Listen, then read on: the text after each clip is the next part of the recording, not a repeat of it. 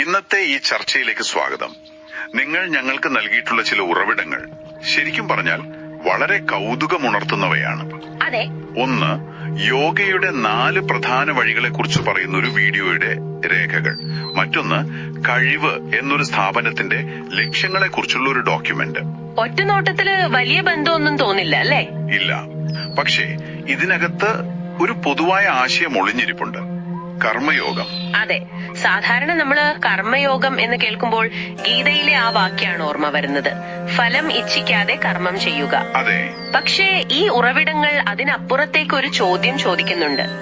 ഈ തത്വത്തെ പ്രകൃതിയുടെ ഊർജം ഉപയോഗിച്ച് നമ്മുടെ കഴിവുകളെ സമ്പത്തിലേക്ക് മാറ്റുന്ന ഒരു ശാസ്ത്രീയ രീതിയായി കാണാൻ സാധിക്കുമോ? അതാണ് നമ്മളിന്ന് പരിശോധിക്കാൻ പോകുന്നത്. എനിക്ക് ഏറ്റവും കൗതുകം തോന്നിയതും അതുതന്നെയാണ്. ഇതൊരു പുരാതന തത്വചിന്ത മാത്രമല്ല, ഇന്നത്തെ ലോകത്ത് വിജയിക്കാൻ സഹായിക്കുന്ന ഒരു സിസ്റ്റമാണോ എന്നുള്ളത്. അപ്പോ വിഷയത്തിലേക്ക് കടക്കാം. തീർച്ചയായും. ആദ്യം തന്നെ എല്ലാവർക്കുമുള്ള സംശയം ചോദിക്കാം. ഫലം പ്രതീക്ഷിക്കാതെ പ്രായോഗികമായി നമുക്ക് എങ്ങനെ പ്രവർത്തിക്കാൻ കഴിയും? നമ്മൾ എന്ത് ചെയ്താലും ഒരു ശമ്പളം, ഒരു അംഗീകാരം, അല്ലെങ്കിൽ ഒരു സന്തോഷം, ഇതൊക്കെ പ്രതീക്ഷിക്കില്ലേ? തീർച്ചയായും പ്രതീക്ഷിക്കും. അതൊരു സ്വാഭാവികമായ കാര്യമാണ്. ഇവിടെയാണ് നമ്മൾ കർമ്മയോഗത്തെ പലപ്പോഴും തെറ്റിദ്ധരിക്കുന്നത്. എങ്ങനെയാണത്? ഉറവിടത്തിൽ പറയുന്നത് പോലെ ഫലത്തെ പൂർണ്ണമായി അവഗണിക്കണമെന്നല്ല ഇതിനർത്ഥം. മറിച്ച് ഫലത്തെക്കുറിച്ചുള്ള ഒരു അമിതമായ ഉത്കണ്ഠയിൽ കുടുങ്ങി നമ്മൾ ഇപ്പോൾ ചെയ്യുന്ന പ്രവൃത്തിയുടെ ഗുണമേന്മ നഷ്ടപ്പെടുത്തരുത് എന്നാണ്. ഒരു മിനിറ്റ്, അതൊന്ന് വിശദീകരിക്കാവോ? ഈ ഉത്കണ്ഠയും പ്രതീക്ഷയും തമ്മിൽ വ്യത്യാസമുണ്ടല്ലോ അല്ലെ? തീർച്ചയായും വലിയ വ്യത്യാസമുണ്ട്. ഇതൊരു മരം നടുന്നത് പോലെയാണ്. നമ്മുടെ ലക്ഷ്യം നല്ല പഴങ്ങളാണെങ്കിൽ നമ്മുടെ ശ്രദ്ധ ഓരോ നിമിഷവും പഴങ്ങളെക്കുറിച്ച് ചിന്തിക്കുന്നതിലല്ല വേണ്ടത്, മറിച്ച് ആ മരത്തിന്റെ പരിചരണത്തിലായിരിക്കണം. അതെ, അതിനുവേണ്ട മണ്ണ്, വെള്ളം, വളം ഇതെല്ലാം കൃത്യമായി നൽകുന്നതിലാണ് ശ്രദ്ധിക്കേണ്ടത്. ആ പ്രവൃത്തിയിൽ പൂർണ്ണമായി മുഴുകിയാൽ നല്ല പഴങ്ങൾ അതിന്റെ സമയത്ത് താനേ ഉണ്ടാകും. ശരിയാണ്. അതുപോലെ നമ്മുടെ ശ്രദ്ധ മുഴുവൻ ചെയ്യുന്ന ജോലിയിൽ നൽകുമ്പോൾ അതിന്റെ ഫലം സ്വാഭാവികമായി നമ്മളെ തേടിയെത്തും. ഫലത്തെക്കുറിച്ചുള്ള പേടി നമ്മുടെ ഊർജം ചോർത്തിക്കളയും, എന്നാൽ പ്രവൃത്തിയിലുള്ള ശ്രദ്ധ നമുക്ക് ഊർജം നൽകും. കൊള്ളാം, ആ ഉദാഹരണം വളരെ വ്യക്തമാണ്. അപ്പോൾ പ്രോസസ്സിൽ ശ്രദ്ധിക്കുക, റിസൾട്ട് ഒരു ബൈ പ്രോഡക്റ്റ് ആയി വരും. അതെ, ഇത് കഴിവ് എന്ന ആശയവുമായി നന്നായി ചേരുന്നുണ്ടല്ലോ. അവരുടെ ആ A to Z പഠന രീതി തുടങ്ങുന്നത് തന്നെ A for ആക്ഷൻ, അതായത് പ്രവൃത്തി എന്നതിലാണ്. വെറുതെ എന്തെങ്കിലും ചെയ്യുക എന്നതിലുപരി ഒരു ലക്ഷ്യത്തോടെ ശ്രദ്ധയോടെ ചെയ്യുക എന്നതിന് അവിടെയും പ്രാധാന്യം നൽകുന്നുണ്ട്. കൃത്യമാണ്. ഉറവിടത്തിൽ ഈ ഫലങ്ങളെ 3ആയി തരംതിരിക്കുന്നുണ്ട്: പണം, സന്തോഷം, പിന്നെ യശസ്. പണം, സന്തോഷം, യശസ്. ഇതിൽ പണം വല്ലം പോയും ഇരിക്കാം, പക്ഷേ ആ ജോലിയിൽ നിന്ന് കിട്ടുന്ന ഒരു ആന്തരികമായ സന്തോഷവും അതിലൂടെ സമൂഹത്തിൽ കിട്ടുന്ന പേരും വിശ്വാസ്യതയും അത് കൂടുതൽ കാലം നിലനിൽക്കും. കർമ്മയോഗം ശ്രദ്ധ കേന്ദ്രീകരിക്കുന്നത് ഈ നിലനിൽക്കുന്ന മൂല്യത്തിലാണ്. ഓക്കെ, അപ്പോൾ ഫലത്തെക്കുറിച്ചുള്ള വേവലാതിയില്ലാതെ പ്രവൃത്തിയിൽ ശ്രദ്ധിക്കുക. ഇതൊരു നല്ല മനോഭാവമാണ്, സമ്മതിച്ചു. പക്ഷെ ഇതിനെ വെറുമൊരു മനോഭാവം എന്നതിലുപരി ഒരു ശാസ്ത്രീയ രീതി എന്ന് ഉറവിടത്തിൽ പറയുന്നുണ്ടല്ലോ. അതെങ്ങനെയാണ് ശരിയാകുന്നത്? എന്താണ് അതിന്റെ ഒരു ശാസ്ത്രീയത? നല്ല ചോദ്യമാണ്. ഇവിടെ ശാസ്ത്രീയം എന്ന് പറയുന്നത് ഒരു ലബോറട്ടറിയിൽ ടെസ്റ്റ് ചെയ്യുന്ന പോലത്തെ ഒന്നല്ല. മറിച്ച് ഒരു സിസ്റ്റമാറ്റിക് അഥവാ ചിട്ടയായ സമീപനത്തെയാണ്. വീഡിയോയിൽ തന്നെ പറയുന്നുണ്ട്, മനസ്സിനെ നിയന്ത്രിക്കാനുള്ള രാജയോഗത്തിന് ഒരു സയന്റിഫിക് സ്ട്രക്ചർ ഉണ്ടെന്ന്. ശരിയാണ്. അതായത് ചിട്ടയായ പരിശീലനത്തിലൂടെ മനസ്സിനെയും ശരീരത്തെയും ഒരു പ്രത്യേക രീതിയിൽ ട്യൂൺ ചെയ്തെടുക്കുന്ന ഒരു പ്രക്രിയയാണത്. വെറുതെ വിശ്വസിക്കുകയല്ല, പരിശീലിക്കുകയാണ് വേണ്ടത്. അപ്പോൾ ഈ രാജയോഗം പഠിപ്പിക്കുന്ന ആത്മനിയന്ത്രണവും സെൽഫ് ഡിസിപ്ലിനും ശ്രദ്ധയും ഒക്കെ ഉപയോഗിച്ച് കർമ്മയോഗം കൂടുതൽ ഫലപ്രദമായി ചെയ്യാൻ സാധിക്കുമെന്നാണോ നിങ്ങൾ പറയുന്നത്? അതെ, ഇനിയാണ് നമ്മൾ ആ പ്രകൃതിയുടെ ഊർജം എന്ന ആശയത്തിലേക്ക് വരുന്നത്. ഉറവിടങ്ങൾ സൂചിപ്പിക്കുന്നത് പ്രവൃത്തി ചെയ്യാനുള്ള ഊർജം പ്രകൃതിയുടെ ഒരു സ്വാഭാവികമായ ഒഴുക്കാണെന്നാണ്. പ്രകൃതിയുടെ ഒഴുക്കോ? ഫലത്തെക്കുറിച്ച് ആശങ്കപ്പെടാതെ. സൂര്യൻ ഉദിക്കുന്നു, കാറ്റ് വീശുന്നു, ഇതൊന്നും ഒരു ഫലവും പ്രതീക്ഷിച്ചല്ല. ആ ഒരു സ്വാഭാവിക ഊർജ പ്രവാഹം നമ്മളിലുമുണ്ട്. ഈ പ്രകൃതിയുടെ ഊർജം എന്ന് പറയുമ്പോ നമ്മൾ ഈ ഫ്ലോ സ്റ്റേറ്റ് എന്നൊക്കെ പറയുന്ന ഒരവസ്ഥയാണോ ഉദ്ദേശിക്കുന്നത്? അതെ, വളരെ ശരിയാണ്. അതായത് നമ്മൾ ചെയ്യുന്ന ജോലിയിൽ പൂർണ്ണമായി മുഴുകി സമയം പോകുന്നത് പോലും അറിയാത്തൊരവസ്ഥ. കൃത്യം. ആധുനിക സൈക്കോളജി പറയുന്ന ഫ്ലോ സ്റ്റേറ്റ് കർമ്മയോഗത്തിന്റെ ഒരു പ്രായോഗിക രൂപം തന്നെയാണ്. രാജയോഗത്തിലെ ധ്യാനം പോലുള്ള പരിശീലനങ്ങൾ എന്തിനാണെന്ന് വെച്ചാൽ നമ്മുടെ മനസ്സിനെ ശല്യപ്പെടുത്തുന്ന 100 കൂട്ടം ചിന്തകളെ അടക്കി നിർത്താനാണ്. ആ ഒരു മെന്റൽ നോയ്സ് കുറയ്ക്കാൻ. അതെ, ആ മെന്റൽ നോയ്സ് കുറയുമ്പോ നമ്മുടെ ബോധം അല്ലെങ്കിൽ കോൺഷ്യസ്നസ് അത് പൂർണ്ണമായി ആ പ്രവൃത്തിയിലേക്ക് കേന്ദ്രീകരിക്കാൻ സാധിക്കുന്നു. നമ്മുടെ ശ്രദ്ധ എവിടെയാണോ അവിടേക്കാണ് നമ്മുടെ ഊർജം ഒഴുകുന്നത്. ശ്രദ്ധ ചിതറുമ്പോൾ ഊർജവും ചിതറിപ്പോകുന്നു. എനിക്കിത് കൂടുതൽ വ്യക്തമാകുന്നുണ്ട്. അപ്പോൾ ഈ പറയുന്ന രാജയോഗത്തിലെ പരിശീലനം, ഉദാഹരണത്തിന് മെഡിറ്റേഷൻ, ഒരു പ്രോഗ്രാമറുടെ കോഡിങ്ങിലോ ഒരു ആർട്ടിസ്റ്റിന്റെ വരയിലോ എങ്ങനെയാണ് നേരിട്ടൊരു മാറ്റം കൊണ്ടുവരുന്നത്? നല്ലൊരു ഉദാഹരണമാണ്. ഒരു പ്രോഗ്രാമർ കോഡ് ചെയ്യുമ്പോൾ 100 കാര്യങ്ങൾ മനസ്സിൽ വരാം. പ്രോജക്ട് ഡെഡ്ലൈൻ, മാനേജർ എന്ത് പറയും, കോഡിൽ ബഗ് വരുമോ എന്നൊക്കെയുള്ള പേടി. ഈ ചിന്തകൾ അവരുടെ ശ്രദ്ധയെയും ഊർജത്തെയും വിഭജിക്കുകയാണ്. ശരിയാണ്. എന്നാൽ രാജയോഗ പരിശീലനം ലഭിച്ചൊരാൾക്ക് ഈ ചിന്തകളെ നിയന്ത്രിച്ച് ആ നിമിഷം ചെയ്യുന്ന ടൂൾ കിറ്റ് ആണ് രാജയോഗം നമുക്ക് നൽകുന്നത്. ഓക്കെ, അപ്പോൾ രാജയോഗം ഒരു ഉപകരണം പോലെ നമ്മുടെ മനസ്സിനെ മൂർച്ച കൂട്ടുന്നു. ആ മൂർച്ചയുള്ള ഉപകരണം ഉപയോഗിച്ച് നമ്മൾ കർമ്മം ചെയ്യുന്നു. ഇത് പ്രകൃതിയുടെ ഊർജത്തെ കാര്യക്ഷമമായി ഉപയോഗിക്കാൻ സഹായിക്കുന്നു. കൊള്ളാം. പക്ഷേ ഇവിടെ എന്റെ അടുത്ത സംശയം വരുന്നു. ചോദിക്കൂ. ഇത്രയൊക്കെ ശ്രദ്ധിച്ച് ജോലി ചെയ്താലും അതെങ്ങനെയാണ് സമ്പത്തിലേക്ക് നയിക്കുന്നത്? കഴിവും ആത്മാർത്ഥതയുമുള്ള ഒരുപാട് പേർ നമ്മുടെ ഇടയിൽ സാമ്പത്തികമായി പിന്നിലാണല്ലോ. ശരിയാണ്, അതൊരു പ്രധാനപ്പെട്ട കാര്യമാണ്. അവിടെയാണ് ഈ സിസ്റ്റത്തിന്റെ അടുത്ത ഭാഗം വരുന്നത്. നിങ്ങൾ ചെയ്യുന്ന പ്രവൃത്തിയിൽ പൂർണ്ണമായും ഒഴുകി ഏറ്റവും മികച്ച ഔട്ട്പുട്ട് നൽകുമ്പോൾ എന്ത് സംഭവിക്കും? ജോലിയുടെ ക്വാളിറ്റി കൂടും.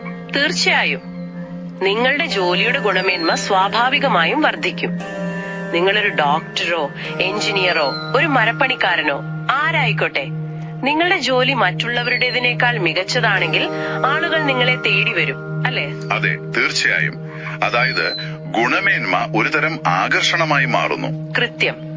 ഇത് ആദ്യം നിങ്ങൾക്ക് നല്ല പേര് അഥവാ യശസ് ഉണ്ടാക്കി തരുന്നു. ആ യശസ് വിശ്വാസ്യതയായി മാറുന്നു. അയാളെ ഏൽപ്പിച്ചാൽ കാര്യം ഭംഗിയാകും എന്നൊരു വിശ്വാസം സമൂഹത്തിൽ ഉണ്ടാകുന്നു. ആ വിശ്വാസ്യതയാണ് പ്രധാനം. അതെ, ആ വിശ്വാസ്യതയാണ് ദീർഘകാല അടിസ്ഥാനത്തിലുള്ള സാമ്പത്തിക ഭദ്രതയ്ക്ക് വഴിവെക്കുന്നത്.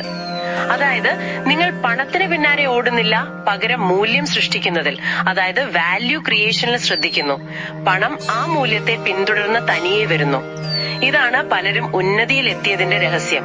അവർ പണമായിരുന്നില്ല ലക്ഷ്യം വെച്ചത്, അവരുടെ പ്രവൃത്തിയിലെ മികവായിരുന്നു. ഇപ്പോൾ കഴിവ് അക്കാദമിയുടെ ലക്ഷ്യം എനിക്ക് കൂടുതൽ വ്യക്തമായി. അവരുടെ പ്രധാന ലക്ഷ്യങ്ങളിൽ ഒന്ന് സമ്പത്തുണ്ടാക്കി ഉപയോഗിക്കാൻ പഠിപ്പിക്കുക എന്നതാണ്. അപ്പോൾ അവർ പഠിപ്പിക്കുന്നത് വെറും ഫിനാൻഷ്യൽ മാനേജ്മെന്റ് മാത്രമല്ല, അല്ല, സമ്പത്ത് സൃഷ്ടിക്കാനുള്ള ഈ അടിസ്ഥാന തത്വം കൂടിയാണ്, അല്ലേ? ഒരു തരത്തിൽ കർമ്മയോഗത്തെ ഒരു ബിസിനസ് മോഡലാക്കി മാറ്റിയിരിക്കുകയാണ് അവർ. ഒരു തരത്തിൽ പറഞ്ഞാൽ അതെ. സമൂഹത്തിലെ പ്രശ്നങ്ങൾ കണ്ടെത്തുക, നമ്മുടെ കഴിവുകൾ ഉപയോഗിച്ച് അതിന് പരിഹാരം കാണുക.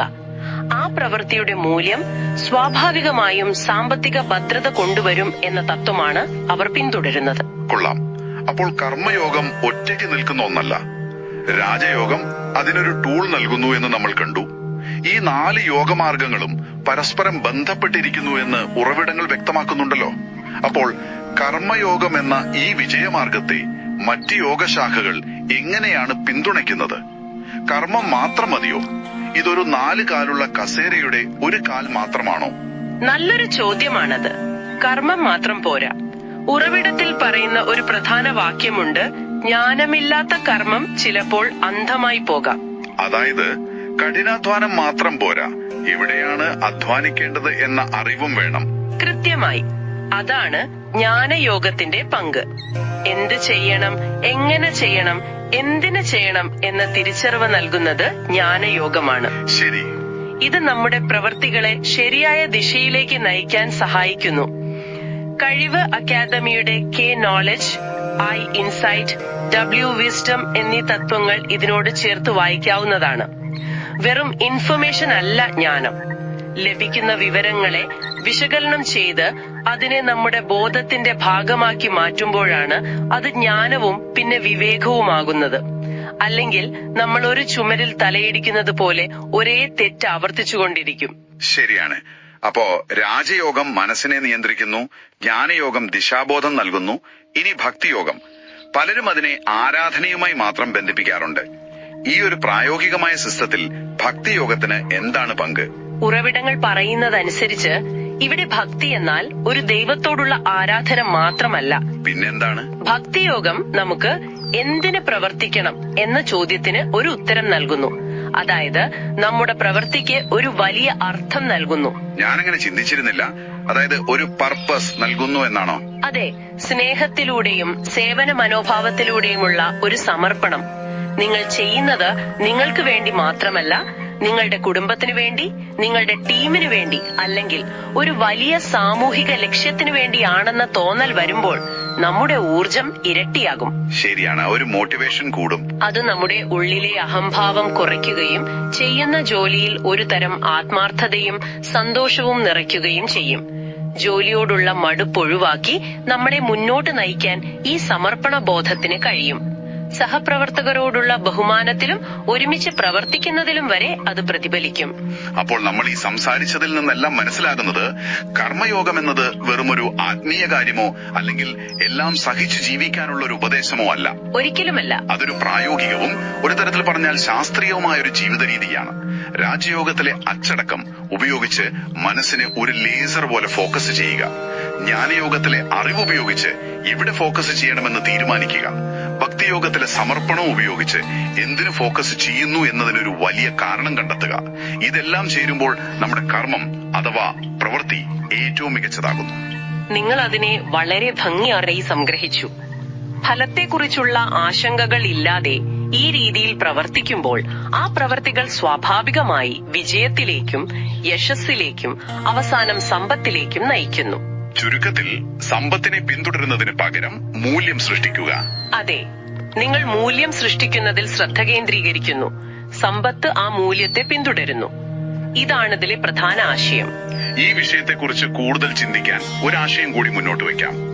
ഈ ഉറവിടങ്ങളിൽ കഴിവ് എന്ന പദ്ധതിയുടെ ഒരു പ്രധാന ലക്ഷ്യമായി പറയുന്നത് ഗ്രാമങ്ങളിൽ നിന്ന് തുടങ്ങി ലോകമെമ്പാടും ഒരു ഏകീകൃത സമൂഹം സൃഷ്ടിക്കുക എന്നതാണ്. അതെ, അതൊരു വലിയ ലക്ഷ്യമാണ്. ആർട്ടിഫിഷ്യൽ ഇന്റലിജൻസ് ഉപയോഗിച്ച് പ്രശ്നങ്ങൾ കണ്ടെത്തുക, നമ്മുടെ കഴിവുകൾ ഉപയോഗിച്ച് അവ പരിഹരിക്കുക. ഒരു പക്ഷേ നമ്മുടെ കഴിവുകൾ വ്യക്തിപരമായ നേട്ടങ്ങൾക്ക് വേണ്ടി മാത്രമല്ല, നമ്മുടെ സമൂഹത്തിലെ ഒരു പ്രത്യേക പ്രശ്നം പരിഹരിക്കാനായി ഉപയോഗിക്കുന്നതാവില്ലേ ഏറ്റവും വലിയ നിഷ്കാമകർമ്മം. ആ പ്രവൃത്തിക്കുള്ള ഊർജം പ്രകൃതി നൽകുമെന്ന വിശ്വാസത്തോടെ മുന്നോട്ട് പോകുന്നത് എങ്ങനെയായിരിക്കും? അതൊരു വലിയ ചിന്തയാണ്, അല്ലേ?